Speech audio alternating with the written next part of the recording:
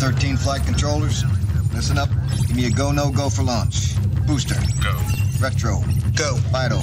We go fly. Guidance. Guidance go. Procedures. Go. Inco. Go. FAO. We are go. Capcom. We're go flight. Launch control, this is Houston. We are go for launch. Ladies and gentlemen, welcome to tonight's entertainment.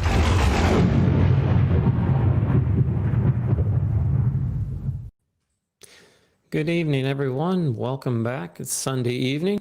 Just wanted to say hello to everyone out there and thank all of the followers that are out there tonight. The beautiful YouTubes. The YouTubers, yes, indeed. Say hi to a few people here. Residential Basics, what's going on, sir? And Rich, you've been pretty active tonight. Awesome. Samuel, good to see you. This is just two things. This is Samuel's first live stream, so let's all welcome Samuel. And Basics said that his dog is already snoring away, which I find to be quite adorable because Chloe is not yet snoring. Okay, I think we ought to move on because this is getting just a little bit weird. Oh, it is not. Yeah, it is. So No. anyhow, we also have another friend that stopped by. So want to keep things interesting and stuff like that. Because as you know, generally nothing's planned. And that's generally how things go when we're making the videos. Nothing is planned in advance. You never know what you're going to run into. So this is just kind of the way everything else is done. So what are you doing? Got it. Oh, go ahead and do it then. Welcome. Yeah, go ahead. Are you ready? Sure. And now, ladies and gentlemen, introducing the seventh member of the Village People. Good evening, Chris. How you doing, buddy? I'm doing good, but I thought we talked about it. My intro music and my display needed to come up first. You guys. Oh, dude, hold on. Come a on. minute. We'll take Come this on, guys. broadcast thing out. All right, let me. I told her There we I go. was going to Hold on. steal and download your Let the thing and music put play. it in. Get the memo. Let the music. No, I'm just kidding. Go ahead. You guys do it. We'll crank that thing up. Nah. I was going to do that for, told her, I said, well, I got a program. I can just download it off there. I'm like, well, just upload it in my keypad here and use that for later. Although somebody. I do have to say that Adam Muffich from A-Team Adam, he just messaged me and he goes, hey, you stole Andrew Greaves' music. And I go, what are you talking about? No, I didn't. And he goes, yeah, you did. And then he sends me a video from AK Greaves. And apparently that intro song, that 80s intro song, yeah, he used that in a video like 2 years ago. I'm like, oh, man, I've been using that as my intro. I'm still going to use it. But The stripper song? No. No, this one. This 80s intro thing. Oh, yeah. That's totally cool. Oh, wait. We've got another. You're really And now, ladies and gentlemen, please welcome contestant number 2. Man, I can't get Double rid thumb of him. Adam. What's up, dog? Hey. He's like How a are book you this on my evening? I can't get rid of him. Everywhere I You go. gotta flick it harder. Very good. How you doing, buddy? Good. How about you? Not bad. I see you cut your hair on the stream on Friday. I noticed it was all shorter there and getting a little hot, are you? Yeah. You just feel cleaner when you wake up in the morning, you know?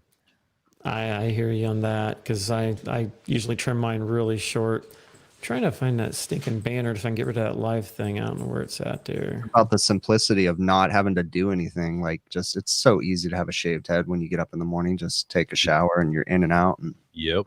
don't got to brush anything. I've tried many times actually since I was a teenager to grow my hair out long, and once it gets past that 2-inch stage, I can't figure out what to do with it, and it's just not right, and it's just a pain in the butt putting gel in it and things. It's so easy just to shave it. So much easier.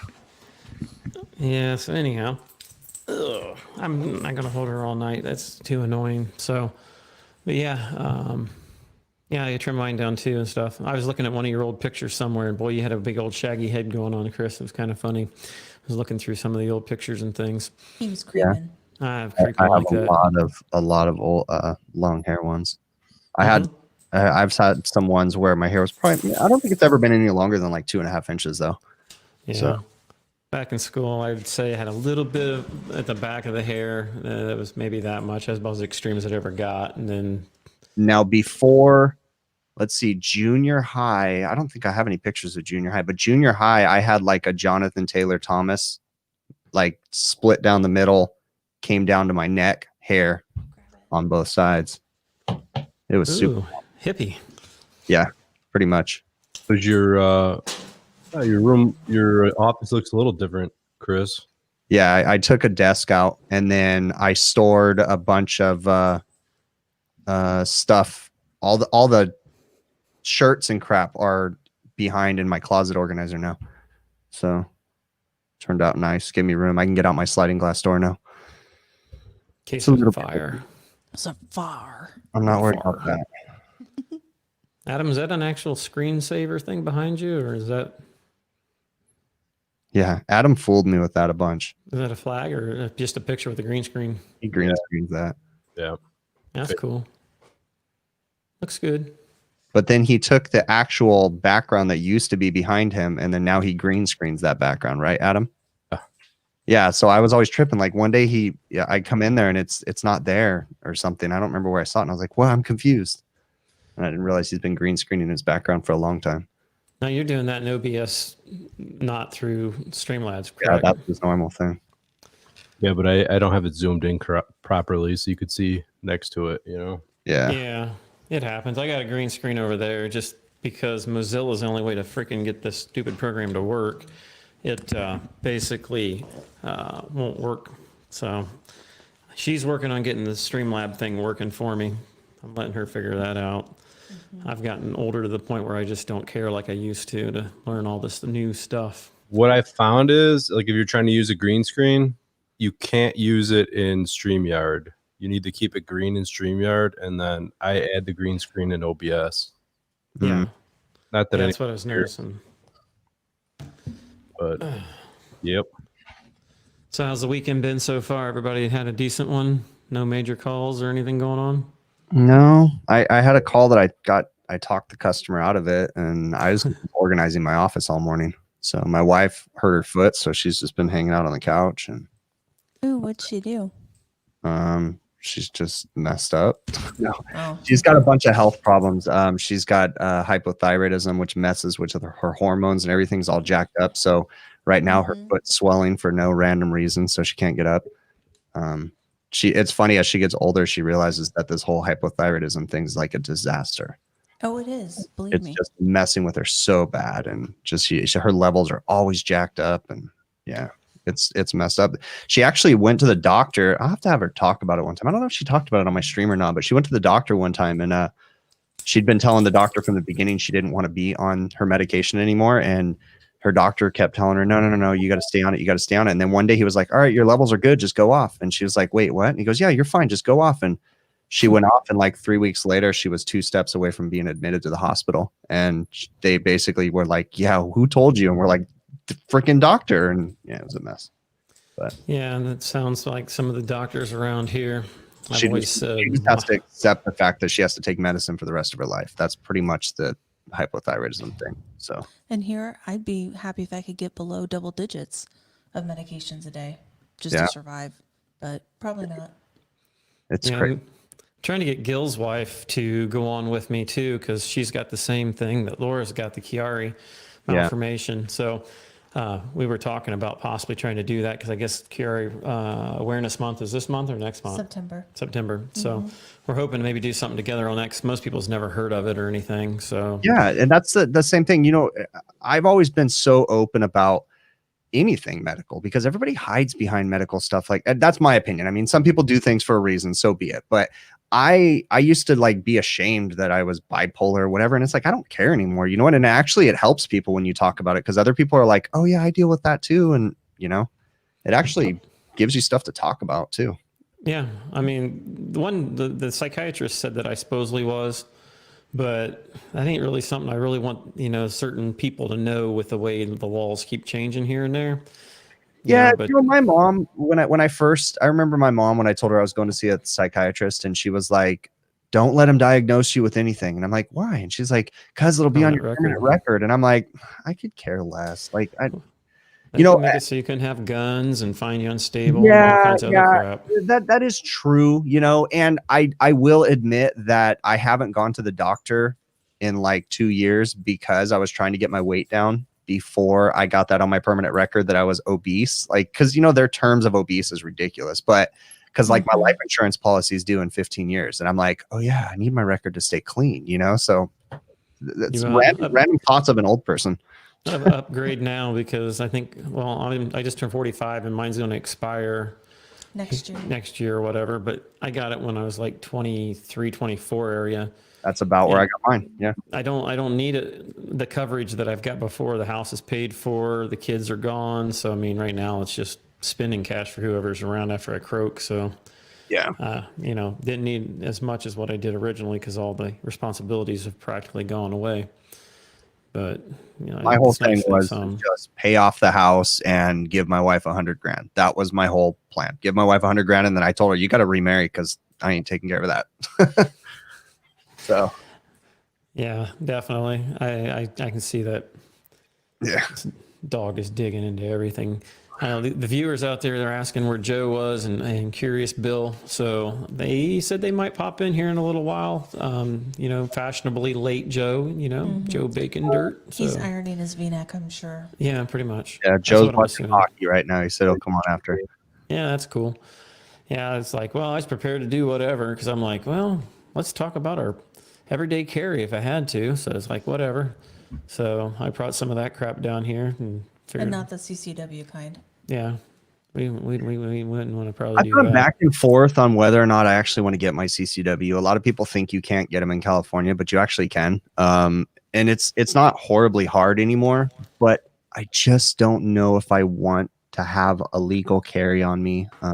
Because even though you can legally carry, you can't legally shoot anybody in California. Even if they're robbing you, if you shoot them, you're screwed. If someone's breaking into your house and you kill him, they'll say that he was on drugs and it wasn't his fault. Like, there has to be intent, some serious intent to shoot someone, and I don't know if I want that responsibility, like, legally. So I'm kind of torn.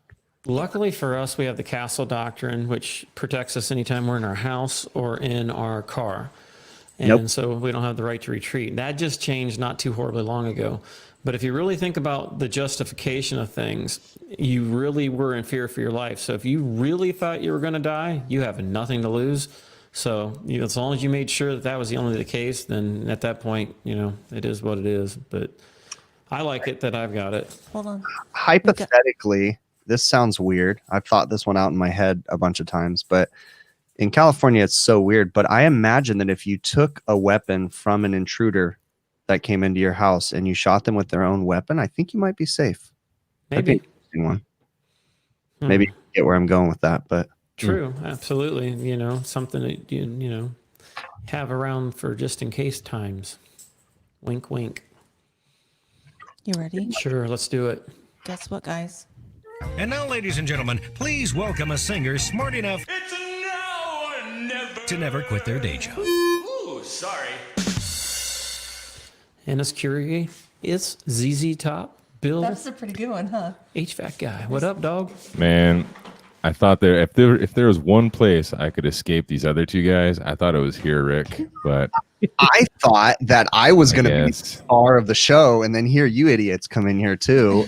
I should have looked on. I should have just looked on YouTube first. If I would have known you guys would have been here, I'd be like, God damn. You guys know that you were like plugging the wrong person because Adam was the one in a band. So That's Bill, true. You sound like you just woke up. Who, me? Yeah. Kind of. I just got done watching one of those long Star Wars movies. Oh, okay.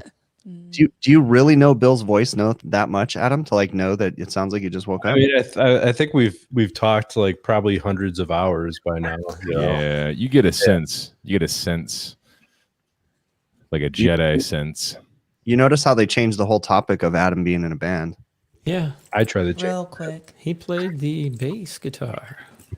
Was it the bass? I thought you played regular guitar. That was That bass. was bass. Bass. Bass. Yeah. Hey, there's my hat I haven't got yet. I sure just packed everything up today. I mean, it's all the labels are there. Yep. I'm sure we She's can got find you- a music video somewhere around here. She's got the shirts bought. She just got to make them yet. Yeah, Chris, I need to know what size shirt you wear. Youth size, small. It's Extra small. large. I wear a large shirt. Okay, I'll hook you up, dude. Cool. You should send them a shirt with nipple holes in it, and like cut holes where the nipples should be. That's Little in pasties. California. Oh, That's how they wear it. Chapped. That's how they do it in California. So Oh, okay. I don't want to hijack what you want to talk about and stuff, Rick, but I got a question for you guys. So as I'm getting older, I told my wife this recently. I said, I've gotten to the point now where when I was a teenager, I'd see a girl walking down the street or girl, and oh, she's really pretty or something. But now whenever I see someone dressed pretty or something like that, I feel bad for her. And I think like, oh my gosh, what does her dad think? Like, that's all I think anymore. That's horrible. That's all I think. Like whenever I see someone dressed, I'm like, I feel bad for them. I'm like, oh man. What? Whereas Rick has had the other thought where Rick's like, am I too old that people don't find I'm attractive anymore? I just assume everybody finds me attractive. I feel that's a pretty safe assumption. If I could grow the beard, I'd have it. That way I could be sexy like that too. Everyone should. Really feel bad for like, I see these girls these days and it's like, oh man, I feel bad for her. Like that's sad. She has to feel like she needs to dress like that or something. Or what age group are we talking here though? The younger ones or even your age? I'd say younger. When I see my age, I think, what the hell's wrong with her? Maybe they're emo or something. She's got some confidence issues, or someone needs to talk to her because she shouldn't be wearing that. Like, but no, when I see younger girls, I seriously think I feel bad for them. I'm like, oh man, like, what does her dad think? Like, that's not appropriate. I'm so old now. Yeah, I know that feeling. My kid's 19 or 20. You have a 21-year-old and a 19-year-old, I think. Yeah, she's 19. There we go. I think. Yeah, I'm pretty sure she's 19. Yeah. Well, 2000. She was born in 2001, January yeah. 18th of 2001. Yeah. So, yeah. 19, yeah. So, All right. she dressed a little. Well, we went to New York City, and that was 2 years ago. And next thing I know, we're ready to leave to go out for the evening, and it's just me and her. And she's wearing things, and I'm like, where the hell did that come from? And I'm like, you don't look right. She goes, I don't even get carded for alcohol. Oh, that's great. Yeah, that's good So to know. they literally served her, granted she was with me, but they literally served her in New York City alcohol with me without an ID. So granted, it was a really dark bar and it was a minimum 2-drink thing when you came there, but Man. yeah. She's at that age where she's like starting to open up to you again, where she's like, a little past the hiding phase. And Oh yeah, the cussing, everything happens now. Oh, she drops the F-bomb like Yeah, a sailor.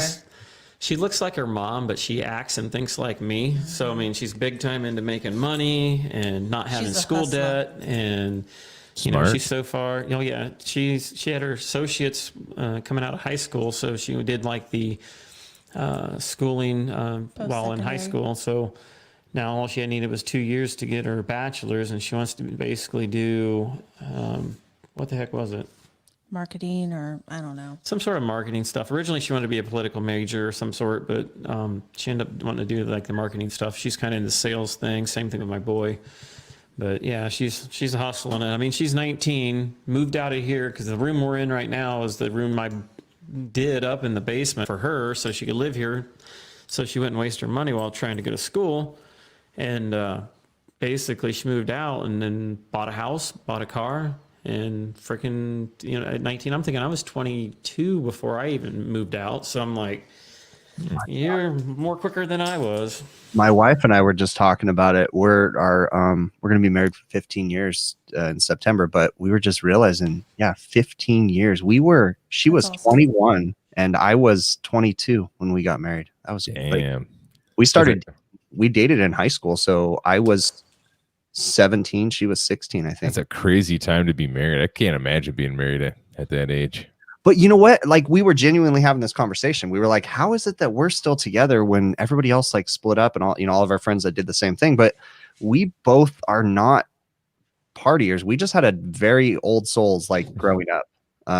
And we're always had a real slow. We were never into partying or anything like that. So we just never wanted to. So yeah, see, that's why I could never do it because I was just too big into partying, drinking all the time, partying, playing music, Your son's cracking me up, Adam.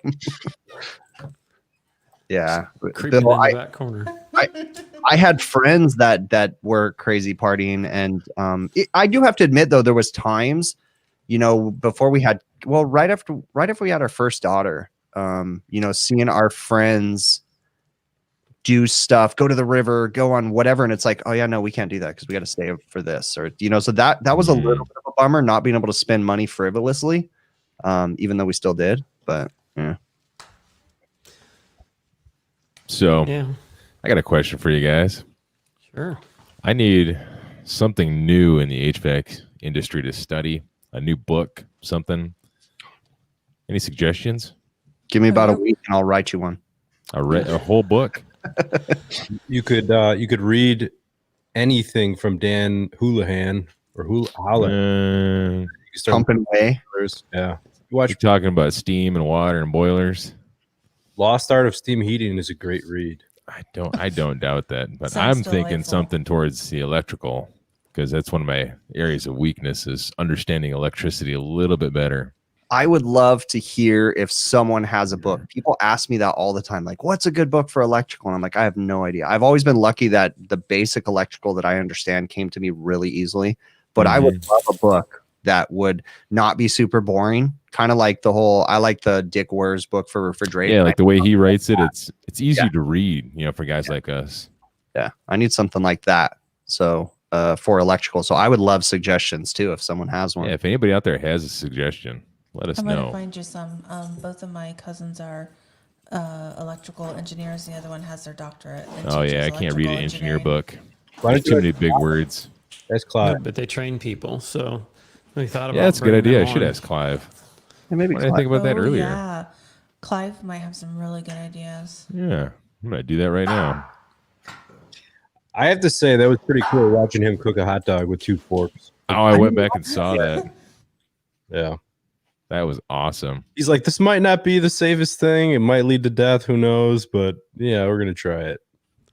No, I didn't see what he did, but I've seen him drive 2 nails through a board and then hook an extension cord on the end of it. Was it similar to that?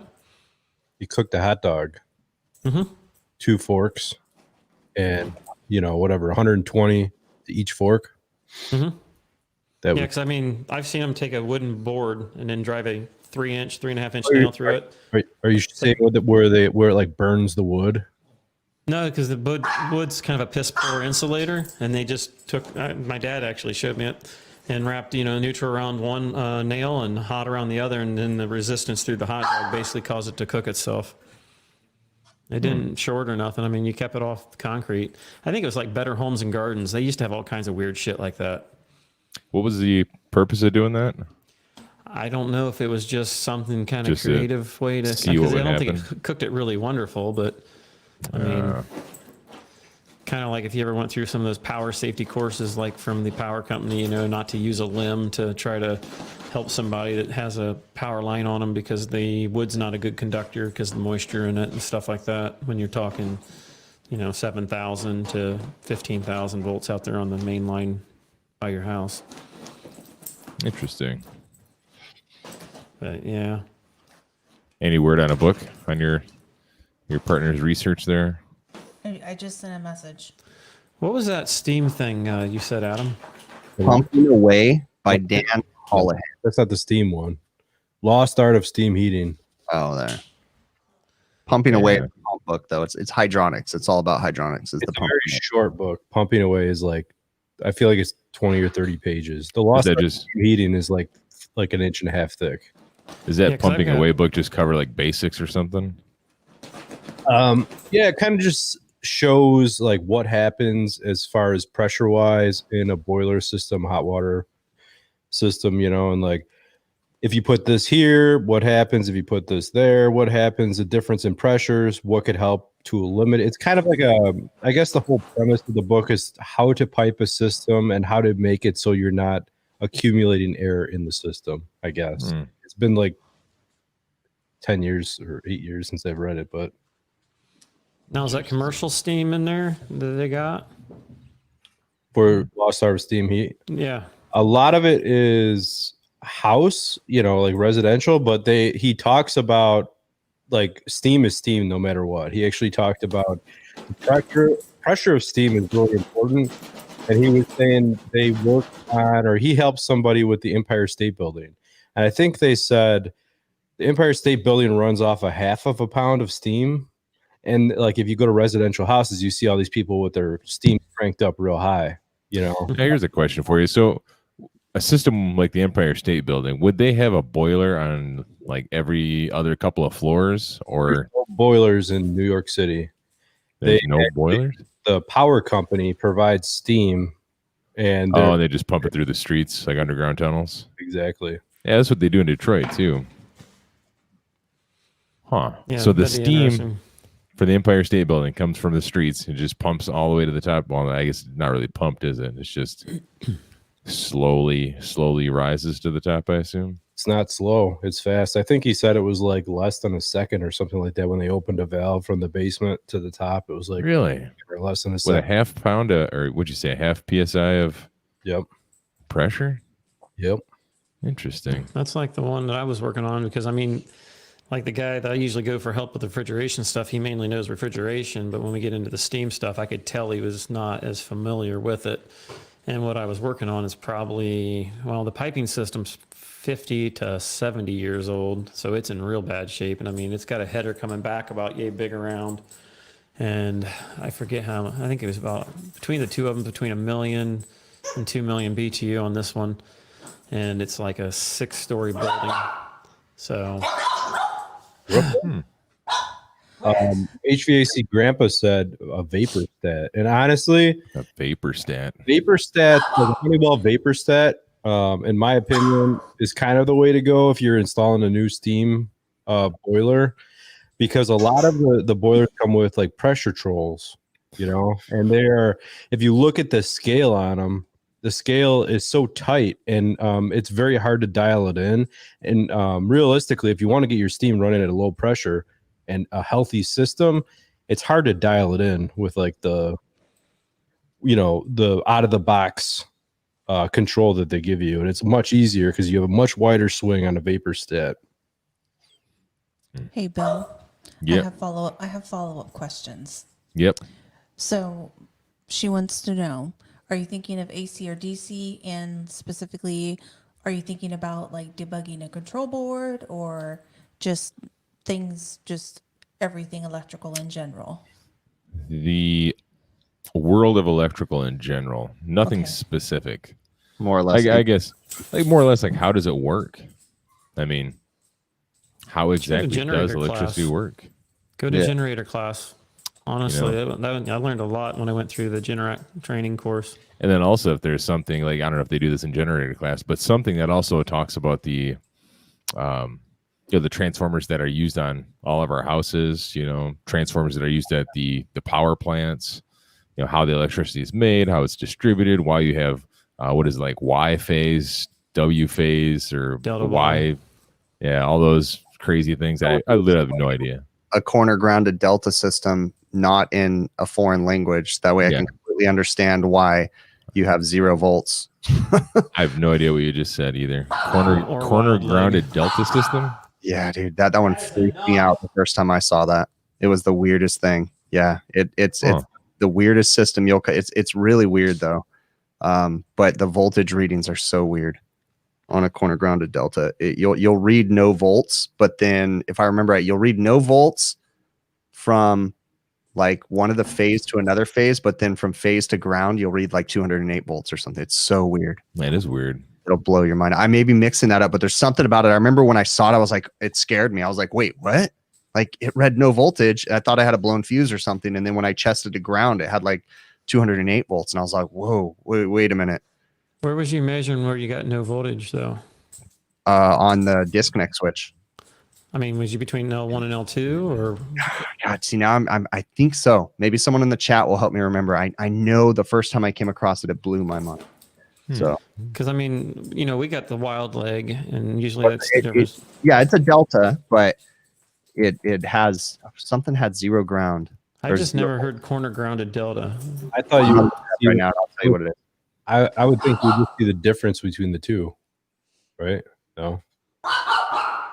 I don't know what I'm talking about. So John McMaster's in the chat. He's a pretty smart guy when it comes to electrical stuff, I think. I wonder if he has any recommendations of good electrical books out there. Hold on. I'm going to look this up. I got to go after this, but I want to get this corner grounded delta thing. My pizza just got delivered. Pizza. Definition. Don't sound all bad. Yeah, the vapor stat is what we had on this one boiler, and it was literally between a pound, pound and a half, something like that. Was where we was cycling it off. Biggest problem we were having is this thing, the scale buildup and all the nasty crap that's in the piping.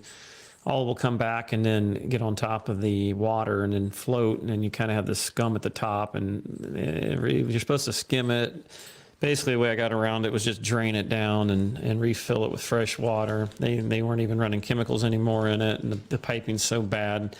The building's just shot, and they're trying to get rid of it. It's like a Section 8 housing type deal, and basically they just need to get rid of it. And I'm hoping they had somebody from, actually, I think California come out and look at it. So I'm hoping maybe they'll buy it and then don't tell them we worked on it, so we don't have to work on it no more. Maybe it was Chris.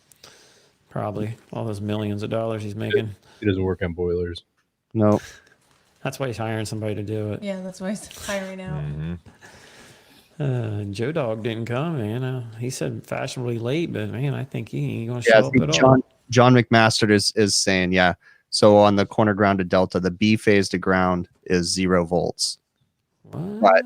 But when you read across the phases, you have 3 phase. It's the weirdest thing when you come across it for the first time. That's wild. So usually you check the ground to make sure everything's dead and nothing's, in between, but yet you're saying you get nothing. Yeah, so all phases and voltages are normal and the same across the phases, but then when you check them to ground, yeah, That's you have when it 0 drops out. and it trips you. Like it scared me because I don't remember what I was doing, but I was like, I was like, wait a minute. And I called my electrician buddy. I was like, dude, something's not right here. And then he's like, no, that's this. And yeah, it was weird. It was at an old shopping mall that I read it too. It says the ground is shorted for short circuit protection. Yeah. I don't know. That seems a little odd. I've only seen it at one location and it's a really old school method. And it's weird, but all right, I got to go because I got to eat dinner. So All right, man. Thanks for stopping in. Yeah, thanks for coming by. no worries. See you guys later. See you, Chris. See ya. See ya. All right. We don't have no Now we- goodbyes or anything, did we? Hey, are we saving those for later? Yeah. Yeah, it's gone now. Oh, wow. Oh, well. It's all better now. Big Bad Tech Channel. I'm checking it out right now.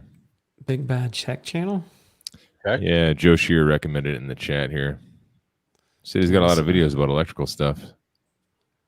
Oh, yeah. Oh, yeah, he's not lying. DC voltage, series DC, circuit analysis. There you go. That sounds good. A lot of Yeah, DC the stuff. EEV blog. This guy, I really like watching him if you're into electronic type stuff. And I mean, that guy goes through all the different meters and all this other stuff. And I learned a lot about some of my different meters and stuff as far as testing them and how good they were through that guy. He's really good. He's from Australia. So he's got kind of a cool accent. And then there's another Australian guy that he's pretty slick too. You can pick up some good stuff from him. And then have you ever watched that one dude that tears everything apart? He's an interesting creature. What? Jerry rig everything? No. No? This guy here actually has a funny saying for everything, and he's not always the cleanest, but I mean, he'll take brand new Milwaukee drill, whatever, tear it completely apart, test it out, tell you exactly how they built it, whether they did a good job doing it. I've got him on my followers or whatever on my thing, but I'll get some of those people together for you because I mean, that's how I learned some of my stuff on. When I had questions on different things as far as those items. Oh. Got some different people in here I haven't seen before. That's cool. I Interesting. keep wanting to grab a hold of my mouse, but somebody took it to scroll down there. So you got any big jobs going on tomorrow, Adam? Not really. I don't know. I'm either going to a multi-split job where it's 3 ducted air handlers, slim duct things. I hate doing those. I'm like, not looking forward to it at all. What about you? You said you're getting up at 5 o'clock. Oh, yeah, man. I got a 2-hour drive to go change out a TXV and a liquid line solenoid on a Randell make table. So, yeah, it'll be fun. It's actually, I already changed the evaporator, TXV, liquid line solenoid, filter dryer, all that stuff before, but now I'm fighting some sort of restriction I think the restriction is in the liquid line solenoid valve. I mean, I've tried multiple different things, pulled the charge, weighed the charge, checked every other thing I can possibly think of. But what I discovered last time is there's frost buildup between the liquid line solenoid valve and the TXV. That line's frosted up. So I'm pretty sure my restriction's in my valve somewhere. Is this a prep table, like a 4-door, 5-door? Yep, 4-door. And the evaporator's right in the middle, and it's kind of thin and goes straight front to back. Yeah, yep. That's the one. I've replaced the TXVs and the solenoid a couple times on those. I've actually added the sight glass too. What was kind of weird is they got a receiver, but no sight glass on it from the factory.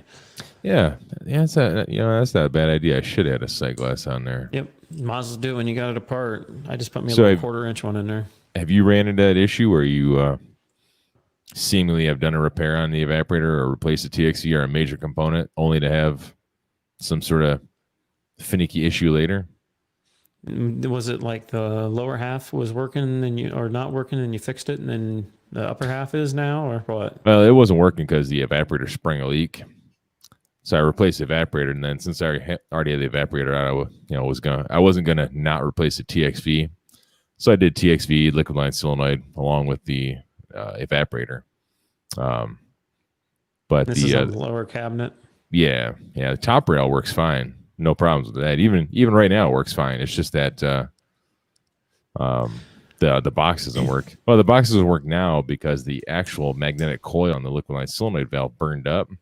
I don't know why that burned up, but before it burned up, it was giving me signs of being restricted. You know, the frost and very, very low suction. No matter what I did to the TXV, I mean, I pulled the valve off, or the sensing bulb off. I could get my superheat to fluctuate a little bit, but it was still restricted. I couldn't get my pressures built up to where I wanted it to. I might take the TXV out. I like even in residential or something, I like yanking the TXV and then blowing through both lines and blowing backwards. That way I can see and watch my gauge whether it drops down really quickly or not, to see whether you got any crap in there. That way you can blow through both sides.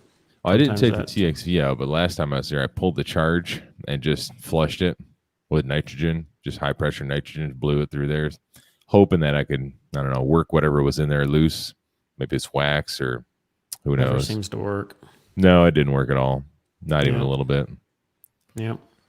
Nah, I know where you're at on that. That sucks. Sean wants to know if you put the solenoid in the wrong direction. That's a good question, because I literally just found this on a job that somebody else did a couple days ago. But no, I didn't, because there's an arrow on the back. Or actually on that valve, it's just a little sticker arrow on the side. Maybe somebody screwed up and pulled the sticker off and switched. Oh, you put it in, so never mind. Sorry. Mm-hmm. I've seen that done. Yeah, but no, I literally just found that on a walk-in, walk-in freezer. Yeah, somebody had brazed the liquid line solenoid valve in backwards a couple days beforehand, and then I got there, and the thing was just a solid block of ice. Nice. I almost condemned the compressor on that thing too, because I went upstairs, put it in defrost, and I'm watching my gauges, and it only got down to 11 on the low side, but it never, obviously, never shut off because the pressure switch was set to, I think, like 5 or something like that. So it wouldn't pump down. Yeah, it wouldn't pump down. So I was like, oh yeah, a compressor's got to have bad valves in it, the reeds or something of the such. And then I just closed the king valve and pumped right down. Yep, I've had that before. Joe Shear made a point, which, you know what? I want to ask why, if anyone knows why. So if you energize a coil without being on a valve, and this is any valve, water, whatever, the coil will burn up. Why does it burn up like that? Yeah, somebody literally just told me that. Like, I've always known that it would do that because I melted one time. Because it has that's how I look. Yeah, it has to have a load on it. But it's something to do with the inductance that it creates. It's like for example, if you have an induction burner and induction stove, I think is how somebody related it to me. I'm not sure if I fully understand this, but if you have like an induction burner, whatever you're putting on top of that induction burner becomes a heating element. Whereas if you look at it this way, if that magnetic coil doesn't have that load on it, it's still going to heat up and it's going to try to pass that heat along, but it's only going to build up heat inside the case, the coil's plastic case, something like that. Now, I could be way off, but That's the little bit I took away from it. Good question for Clive. Yes. Maybe for Friday. And I have news to report for you, Bill. Yes. So, Dan, who is the electrical engineer that teaches at the college, he said he doesn't use books in his class, but which that just blows my mind. But he thinks the other instructor is like an author with the last name of Floyd, and he thinks the name of the book is Electronic Fundamentals, or it could be called AC/DC Fundamentals, a systems approach by Floyd. AC/DC Fundamentals. Yeah, which is kind of funny. But anything check by that the out. author of Floyd is what his academic coworkers like to use. Apparently, sounds like it's up your alley. Interesting. I'll tell them I Indeed. said thanks. I did. Sean Meck sort of makes a good point here. You draw high amps, turns into heat with no load, which is true. But I also wonder, like, why is that true?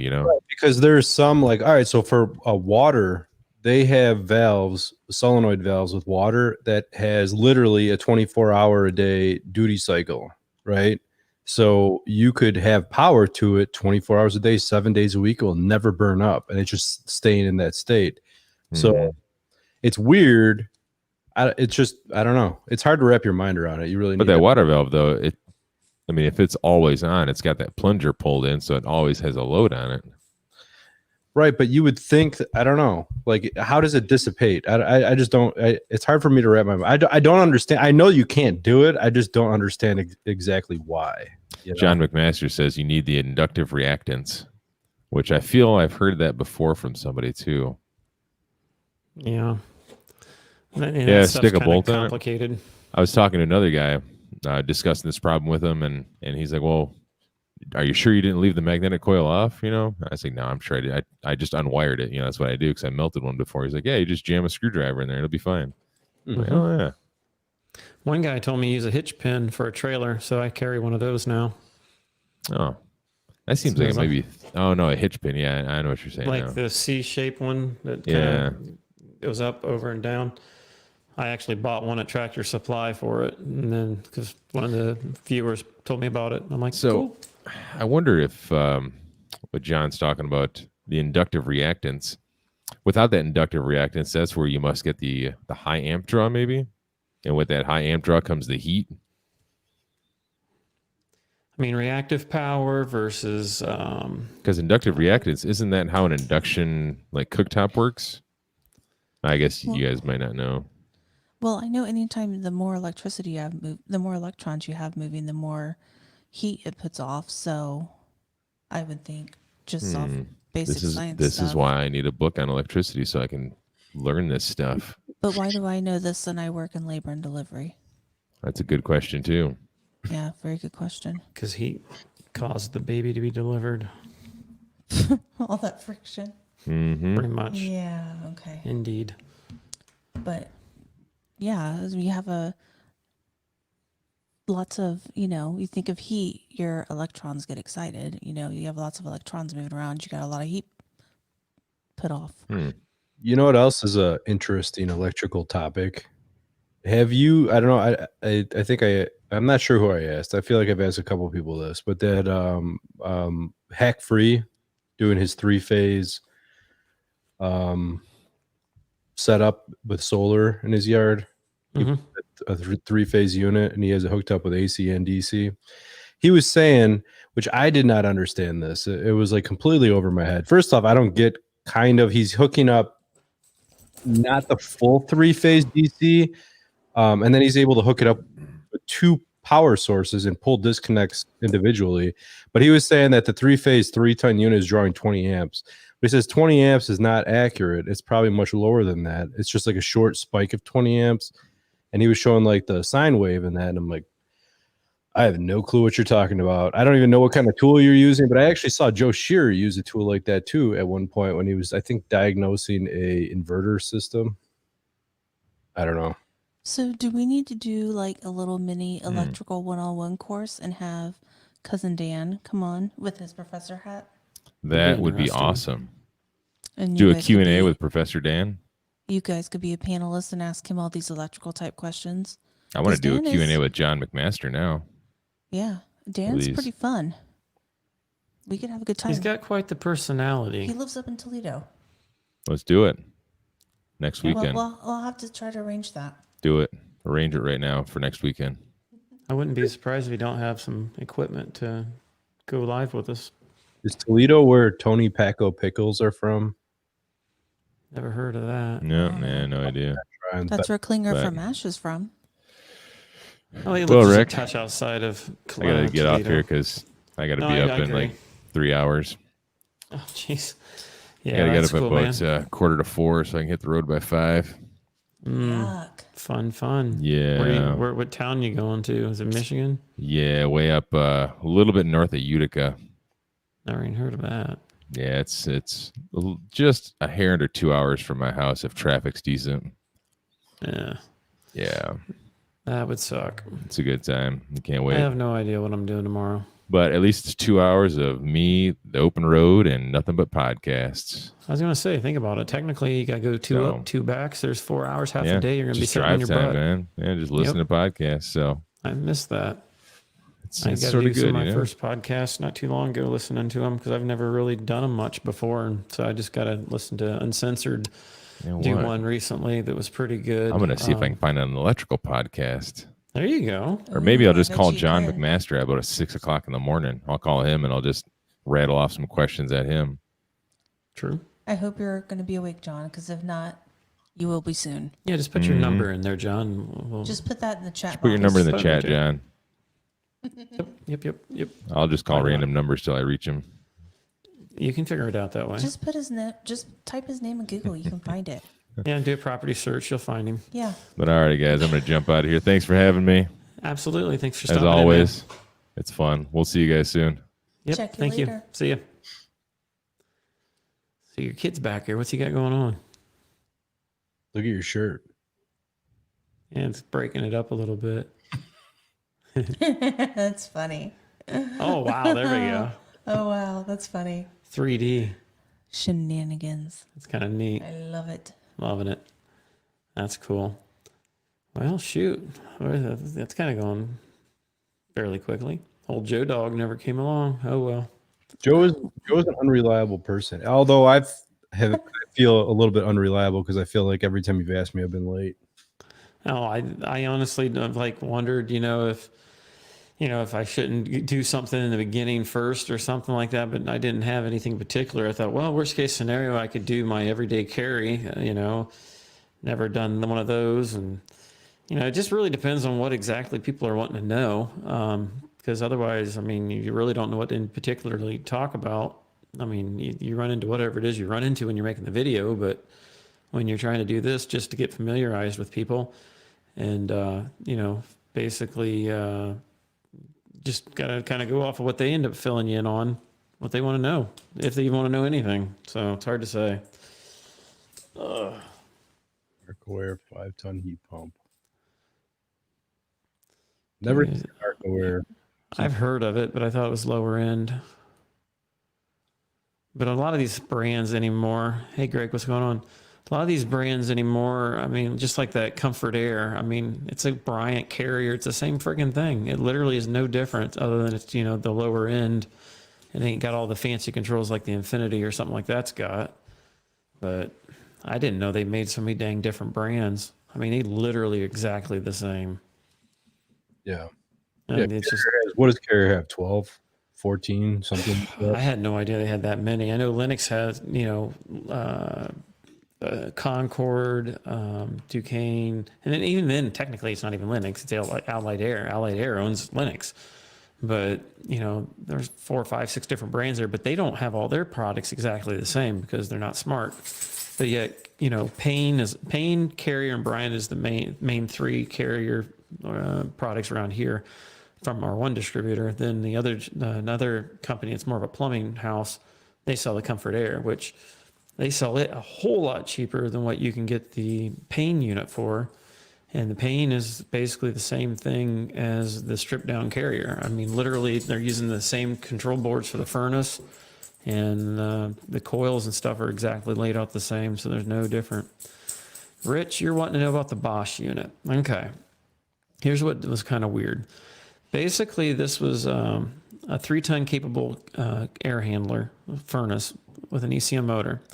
So my whole complaint originally was if I slow down the blower, basically I felt as though the compressor was going to slow down too, because it's trying to maintain a 37 or a 47 degree evaporator temperature. So what happens when you slow down the airflow? Your coil is going to get colder. Well, since the unit has no communications to the inside, it's only paying attention to suction pressure. Because, I mean, if you block off your return air or slow down your blower, that suction pressure is going to drop because it's going to start compounding on itself and getting colder. So my theory was, well, this is stupid, because then the capacity is going to reduce, which then you're not going to get the right dehumidification. Well, all said and done, basically, we took the furnace, I put it on its absolute lowest speed. I mean, I literally went to the lowest letter, which is A, B, C, and D. Then you have your positive and negative, where you can take it up or down. I took it to negative. So I'm running right around 750, almost 800 CFM for a unit that's capable of doing up to 3 ton. Now that's first stage. This is a single stage unit, but since it's variable, I didn't plan on using 2 stages. What I went ahead and did is wired the thermostat up for 2 stages and wired it to Y1 and Y2. So first stage comes on, it runs at like 700, 800 CFM. The second stage is all preset, and that goes up to about 1150 CFM. So my theory was we'll put it at 1 cycle per hour, and I literally bought 2 of the CPS little data loggers, which are really awesome. They're $59. And I put one, I finally got the other one. Amazon had one that was like returned. I got it for $10. Thing is perfect shape. And then the one I paid $60 for, freaking just finally showed up a week and a half later. So I put that one in my supply duct. Reason for that was so when the temperature dropped, I could keep track of, and I told it to keep track of it every 2 minutes, so that I could keep track of how long it's running, so I could get my run cycles, because they want the run cycle to be at least 20 minutes, because the first 10 to 15 minutes, it's finally building itself up. And this unit's got a little bit of an algorithm in it to where it kind of keeps track of what it did the last time, but sometimes it don't. So basically, the reason why I put the second stage in there was so that basically, if the house starts getting too warm, and then I set the degree differential up to 2 degrees, then it'll bring up the fan speed and then push out the cooling harder.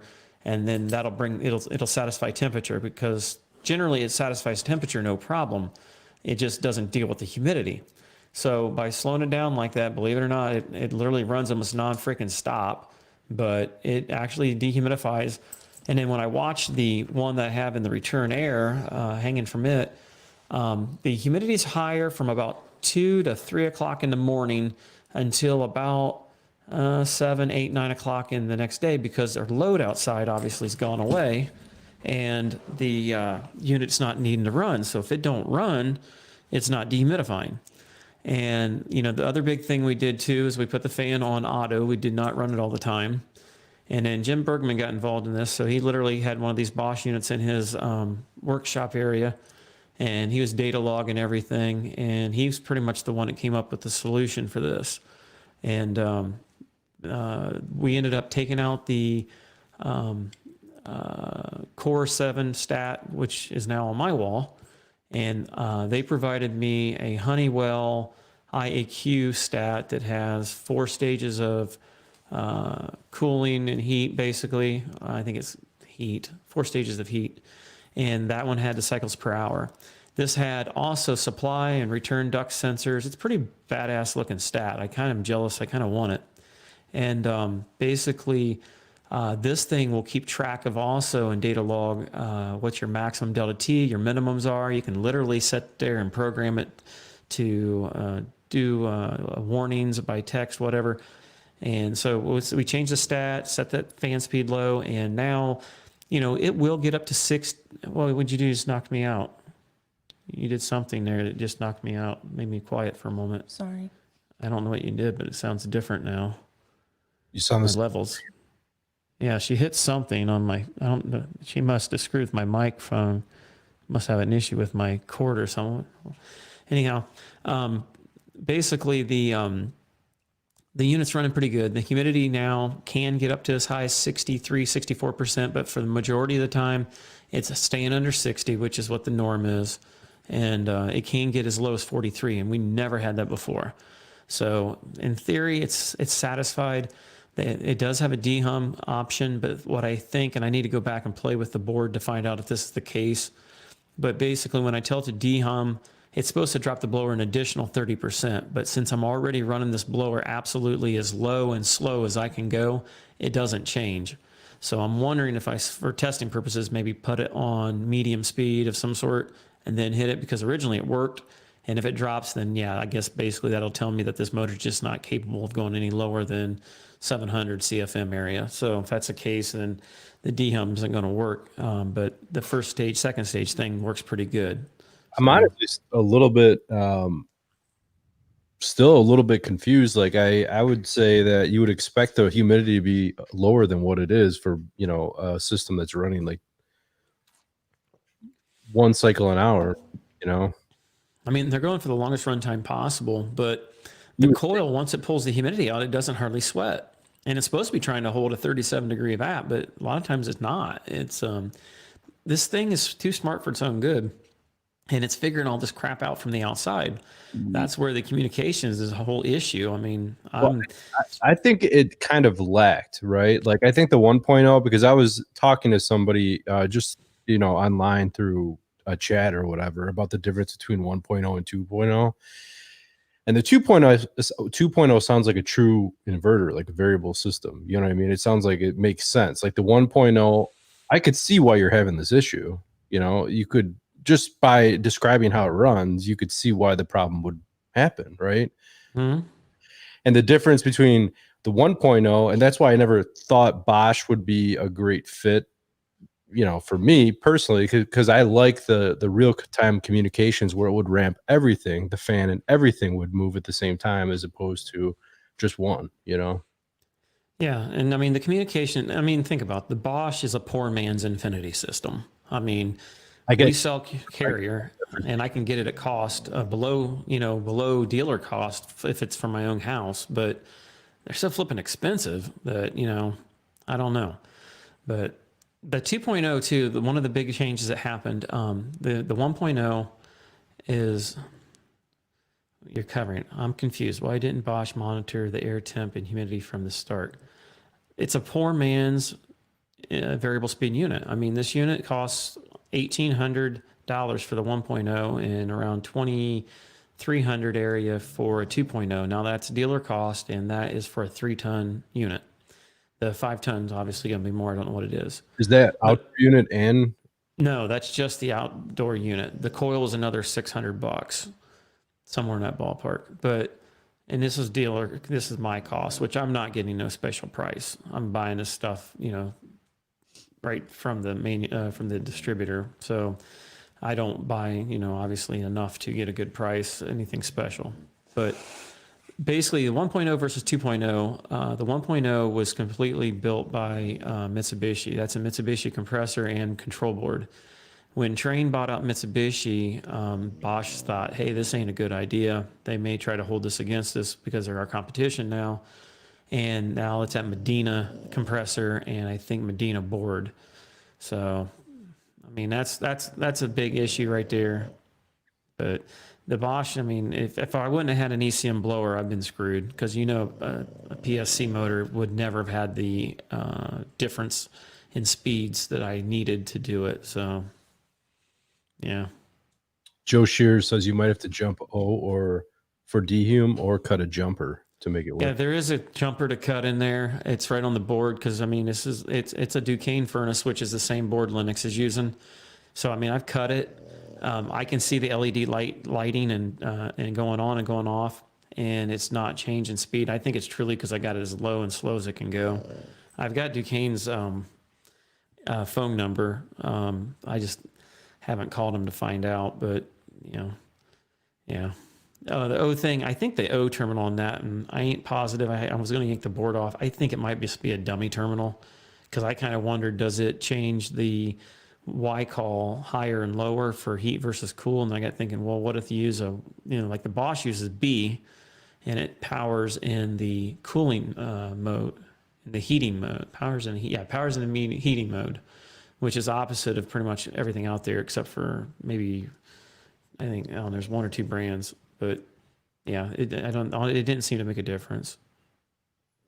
So they offered it to me, the 2.0. Bosch said the distributor of Bosch said he would give me $250 off, and the local distributor said he'd give me $250 off. So I get $500 off if I put it in my house. So right now I've got a Duquesne 13, actually it's 12 SEER heat pump, and I do a lot of my heat with my heat pump. So, and I'd like to go geothermal, but I just don't want to spend the money on the freaking loop. And some of these air systems now are so doggone close that, I don't know.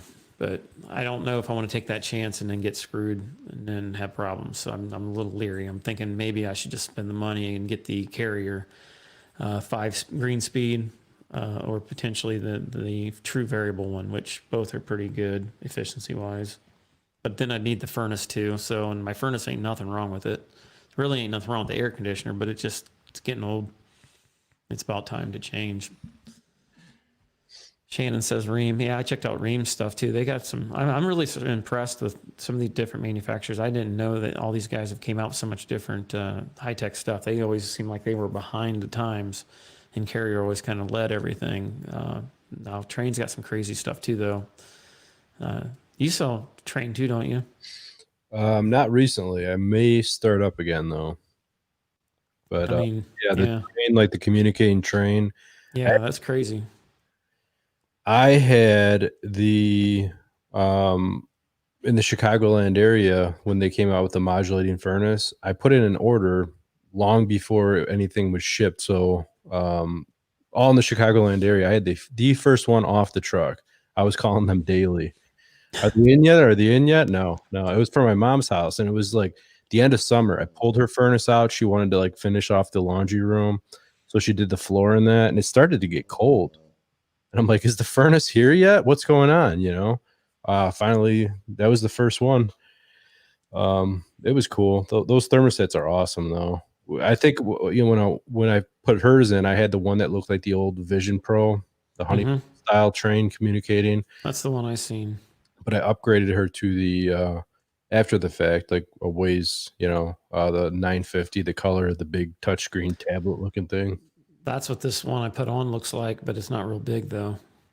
It's pretty slick. I mean, I found it on Amazon for $220. I'm half tempted to buy it because I mean it's really neat. But then again, this freaking stat I took off theirs was $250. I mean, it wasn't a cheap stat, but now I have a Wi-Fi stat.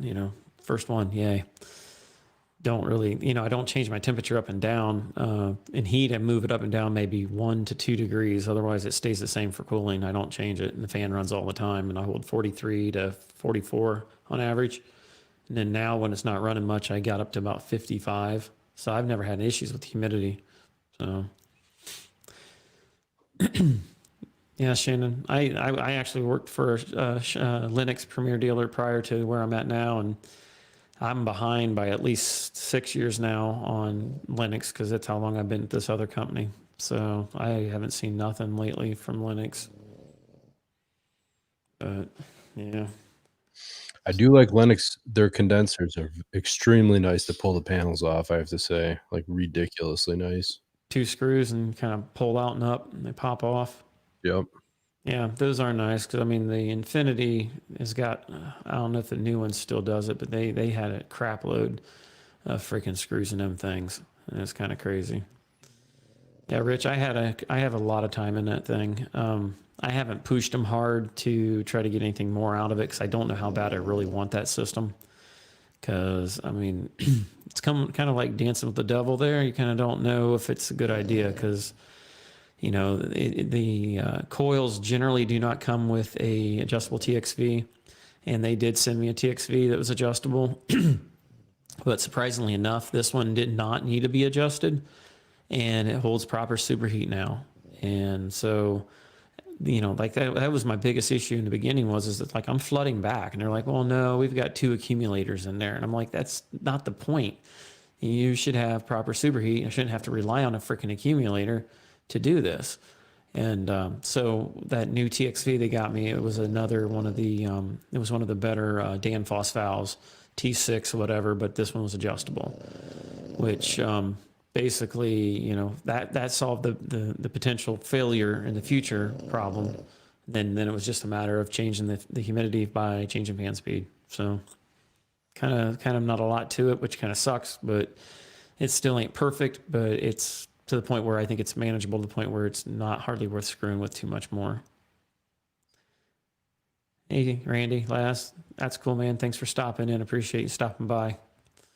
Let's see there. How many times have you had to use a 3-foot extension because of screw heads and panel? Yeah, I use a, yeah, I don't use a 3-footer, but yeah. Haven't seen any here lately. What do we got? Dear pharmaceutical cooler, humidity and temp was a concern. Yeah. Yeah, and this is just a residential unit that we're talking about. So, I mean, you know, I try to stay away from the residential stuff anymore. So it's like, figured got it all conquered, and then this thing kicked my ass. So, I mean, it really sucked because, I mean, when I asked for some help out there, everybody told me to do the normal crap that I've already done and did. So it was like, then I don't know if people weren't familiar with the unit either, because it being a modulating system, that was the key that made everything more difficult, because it was basically changing things. Yeah. Chinese pocket, yeah. Chinese pocket scope. You can see Amazon for about $100. Yeah, I'm going backwards through some of these old ones here. I didn't get to see originally. A lot of things go on, you miss all of it. But all right. Well, anything else you want to talk about, Adam? I don't know. There's always something I want to talk about, but do I know what I want to talk about now? Okay. Yeah, Well, hold on. what in the hell did y'all put this comment on the screen? Pretty likely at this point. Holy mackerel, Samuel. How old are you? Is that your He's kid? just Or yeah. he looks like he's probably 14, 15. How old are you?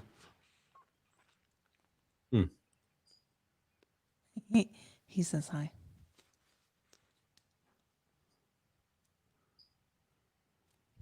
It's the old saying, never do work for a friend or family because it always had 14. Dang, I'm good. That's interesting, Sam. You actually like this stuff? You interested in possibly doing this, these things that you see our videos and things like that? Maybe if we could go hot and heavy in Discord with Chris and all those kids are in there, maybe we'll change the trajectory of HVAC for the coming generation. I'm surprised because, I mean, when I graduated, I just wanted a truck and go fix things. I didn't care what I fixed. I wanted to either fix electronics or I wanted to do something. And basically, my one buddy, he was a computer repair technician, and he had a company van, and, he was literally in high school yet still working for this computer place. And granted, we drive the van to town, went to Taco Bell, and it just seemed kind of cool driving your work van around. And I'm like, I kind of like this. This would be kind of neat. So that was my first experience having a company vehicle.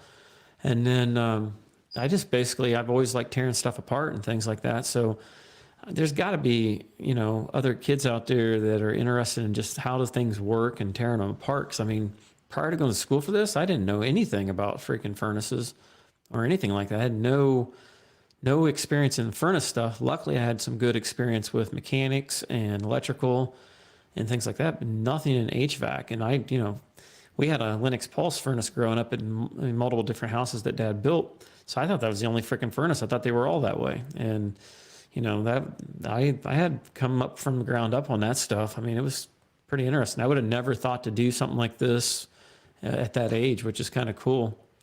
But yeah, I mean, it's a good field, Samuel. I mean, definitely don't get burned out on it too much now, because then you may hate it by the time you're ready to do it. But it definitely is a great field. It's a job that'll always be there. They can't outsource it, and if you get good at it, you'll always have a job. So depending on how good you are, you could make a lot of money. And basically, in my opinion, I think the limit of the money you make is based on yourself. That's your drive. How much drive do you got? Because I mean, for me, I was a little bit of a whore. So I mean, anybody that offered me a little bit more money, I'd switch around. But you know, those days are long gone. But yeah, it's all about whether or not you want to be better than the other guy. So I mean, if you're willing to read books, learn things, figure out how it works. I mean, I like to know a system to the point where I can, as much as I hate and I get bored with it because I get too good at it, I love the challenge, even though I hate the challenge, because sometimes it just stresses you out. But I also like, you know, being the guy that can fix it, the people lean on to get it. So I mean, it's a very rewarding career by far. That Money. it always feels really good when you go to somebody's house or a place of business or whatever, and they say, "You're the third guy here to try to get this thing fixed," and you know, you get it done, and you're like, Yep. What's the big deal with this? I don't get it, you know, but Yeah. it feels really good when you're the guy who could do it, right? Yeah. Well, you know, and where I came from before, I mean, these guys barely knew what the heck superheat and subcooling was, you know, and then I come to where I'm at now, and these guys are doing all this humongous stuff. So, I mean, I thought I was hot shit until I came to where I'm at. And, you know, then here I am basically on the reverse side, never working on some of this humongous stuff where, you know, I'm having to depend on some of these people to kind of, you know, it's not like have no idea, but, you know, once you're told, well, here's what this valve does, and things like that. And then it's like, okay, I got it. No big deal. You know, I just need a little bit of time or a little bit of, you know, show me what, you know, what it does or explain how it works. And I got it. It's not like I'm incapable. So, yeah. Yeah, Jim Gill, that was a Bosch 1.0 on that one that I was having issues with, which Stephen Raridan had some systems out there. He has 9 of them, and he's having problems with 5 or 6 of them. Now, he said, I believe he said that he didn't have any luck with slowing the blower down. And so, I mean, granted, I think he's in North Carolina, so the humidity might be a little higher down there. I'm not sure. But, you know, I've networked with him a little bit, and he's kind of told me, you know, he had no problems with a couple of them. And he was going to start putting whole house dehumidifiers in. And I'm like, what the hell is that? I've never even seen those before. So, I mean, they're not popular around here, so I've never heard of it. In a post online that we were talking about Bosch 1.0, and they're like, well, if you have issues, you could just put a whole house dehumidifier in. I'm like, you're buying an inverter. Why in God's name should you have to put a whole house dehumidifier in? Like, I don't get it. Like the cost, wholesale cost of a dehumidifier is over $1,000. Yeah, so that's what I was hearing. Supposedly a high-end system, and then you got to sell them an additional add-on for that. Come on, you know, it's probably running a regular old reciprocating compressor, right? So you've got the amp draw of that. You know, the amp draw is not all that low in this unit. I mean, right. Put in a 13 SEER single stage unit and call it a day. At the, you know, and that's where I'm at. It's like, you know, my beater out here has a scroll compressor in it, and you know, I've only washed the coil, maybe washed. People love to make fun of me for saying wash. We're a mix. Where we're at, we're a mix between hillbilly and gangster and country and you name it. I mean, my English and stuff sometimes sucks. So I mean, you know, there's just certain things like around here we call it pop, and you know, some places call it soda. I mean, it's just, you know, I'm between Detroit and freaking Kentucky. So I mean, you know, I'm right in the middle. So, I mean, you've got the ghetto from the north, you've got the hillbillies from the south. And I mean, so it kind of smacks in the middle. So we've got, you know, a mix of everything. So, I mean, it's, yeah. But I haven't even washed out my unit probably much more than once or twice. I mean, just I have no big things growing around here, nothing getting dirty. And the thing's been flawless. It's never leaked. I've only changed the charge just to experiment to see if, you know, a little more refrigerant or a little less would make it run better. And, you know, it never really did. But I even took a regular defrost board out of it and put a on-demand defrost out of a Linux unit that we were throwing away. And I converted it to that and strapped on a temperature sensor to the coil and just converted it, made it run to make it a little more efficient. But, you know, that thing's been flawless. I ain't had no problems with it at all. If it's not, other than one compressor I lost. Fix it. If it's not broke, don't fix it. And that's why I'm almost like, do I even bother? Because I mean, I literally megged the compressor when I first got my megger. I started experimenting on my own stuff, and that was about 2 years ago, and I had absolutely no resistance to ground at all, nothing. So, but yeah, I haven't checked it lately. I just have this feeling it's probably getting close, but you know, I put a hard start on it. So, I mean, it's got, you know, that helped reducing some of the wear and tear, and then everything's charged right and the airflow is perfect. I mean, half the time it's installed, it kills the freaking unit. So, I mean, I think that's why some of these that last forever. Eventually, I'm going to be putting geothermal in my house. Eventually, but it's like a big nut to crack, you know? You probably got to go vertical, don't you? Yep. Yeah, and that's even more money. What do you think of Run True by Train? I never heard of it. It's their replacement for the Ameristar units. It's their low. See, and Ameristar is not around here either. I literally think that, you know, some of these other brands are territorial to where you're at. Like my area, now that Comfort Air stuff's here, we have Ream-Rude, Train, American Standard, Lennox, Carrier Bryant, Payne, Duquesne, Armstrong, Rudd and Rude. Those are the main brands around my area. So that's about it. So some of these other brands, I had Temp Star too, I think, for a while. But what do we got here? Circuit tracers get false signals all over the panel. I'm talking inexpensive Greenlee. Greenlee, yeah, that's the biggest problem with the circuit tracer is you got to have it isolated. I mean, that was like, I had that Fluke Intellitone 100 series. I paid like $250, $300 for that stupid thing. And it was digital, and I had all kinds of shit fits with that. So I literally sold it for like $60 and bought this analog one. I actually have another analog one that I didn't show because I kind of got the networking tools and stuff like that. I'm kind of a geek when it comes to everything. I'm into everything. I mean, I've got a telephone butt set. I mean, with my other company that you did all kinds of crap. I might go wire a house. You might go do some plumbing, might replace a toilet, put in a sub pump, go start up an air conditioner, and then go work on a freaking refrigerator. So, I mean, we did all kinds of crap at where I was at before. And then if you wanted to work, he'd find you work. You might be out putting pavers down in the ground for a driveway. I mean, it's all on whether you wanted to work or not. So where I came from before, we did all kinds of different stuff. So, I mean, it wasn't, you know, I had to do plumbing and stuff like that. I hated it, but I did it. But yeah, tracers and stuff. I don't know. The analog one that I got there, that one there actually can handle, I think, 60 volts or maybe it's 120 volts. And it can send a signal, I think, it's several miles. But anyhow. You really got to answer this question. Okay.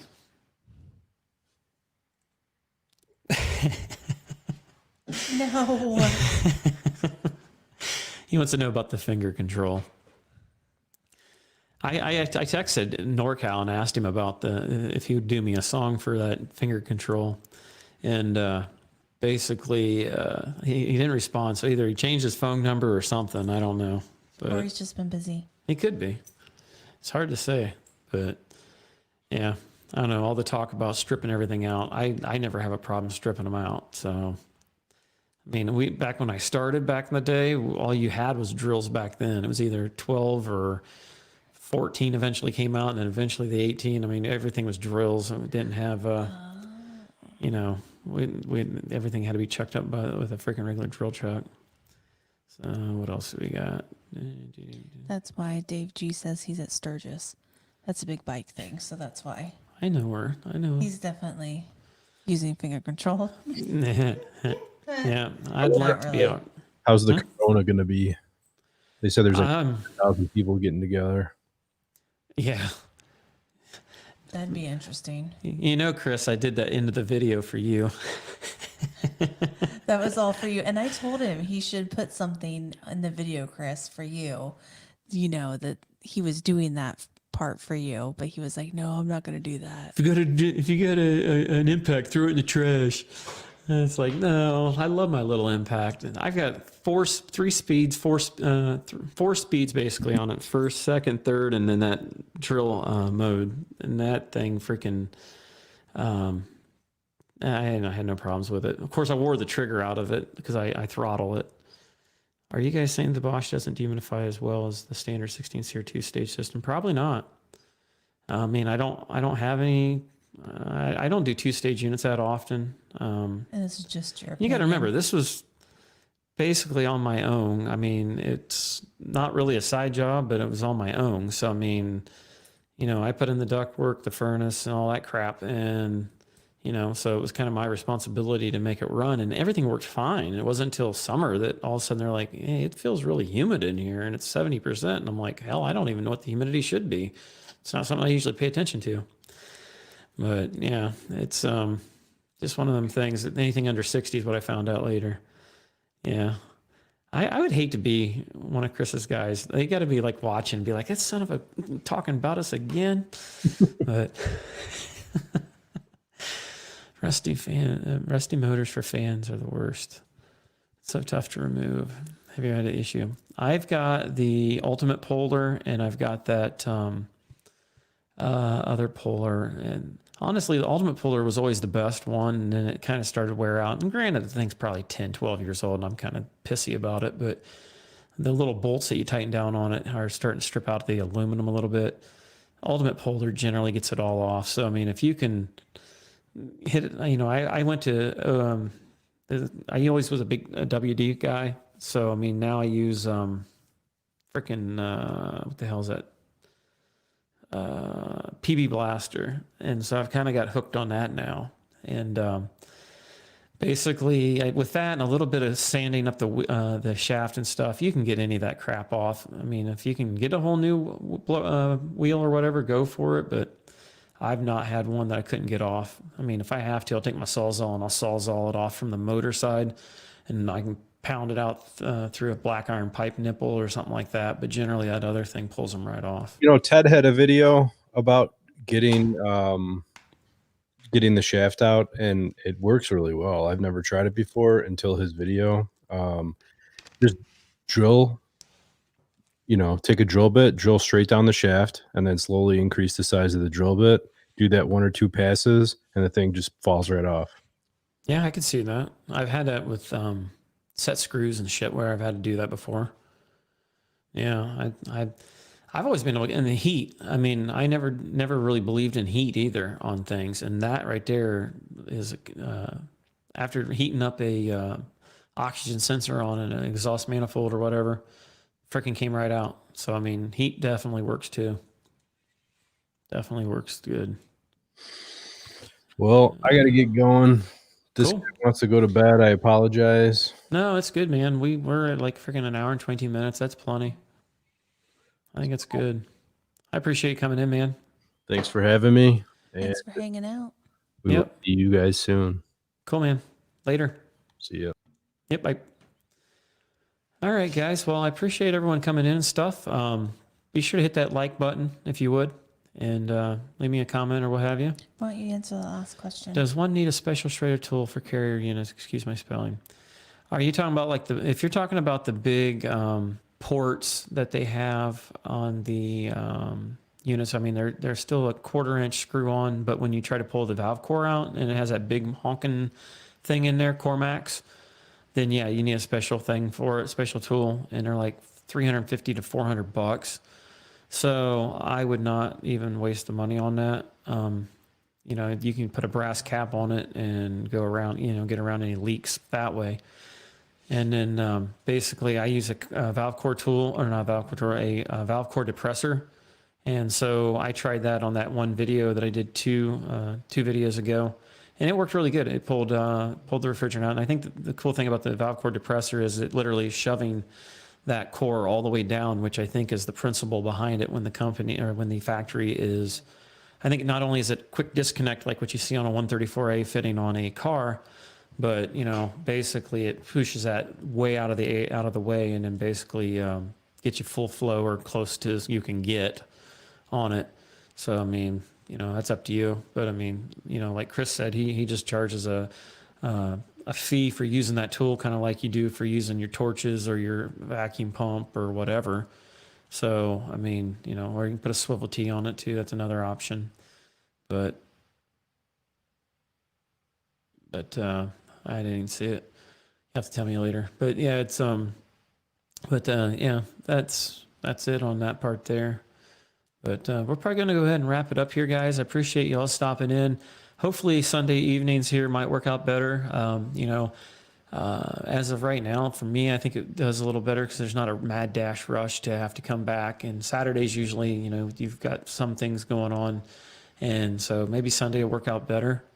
But like I said, if you guys would go ahead and hit that like button, I appreciate everyone stopping in here. I see a lot of new faces, so I want to thank Chris for throwing a hint out there to some of his followers on the Discord service for mentioning that we were going to do a live thing tonight. And like I said, this is just one of them chat things with friends and things like that, so that basically you guys can get to know me a little bit better. Not that I'm anything special or anything like that, but you know, I enjoy communicating with everyone that has that are like-minded, that want to, you know, do their best and, you know, share stories, make things better. So other than that, guys, I appreciate it once again. And until next time, we'll catch you on the next one.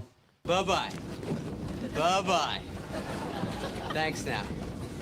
Bye-bye. Bye-bye. Bye-bye. I want to see motion, movement. Bye-bye. Bye-bye. Okay? Bye-bye. Take care.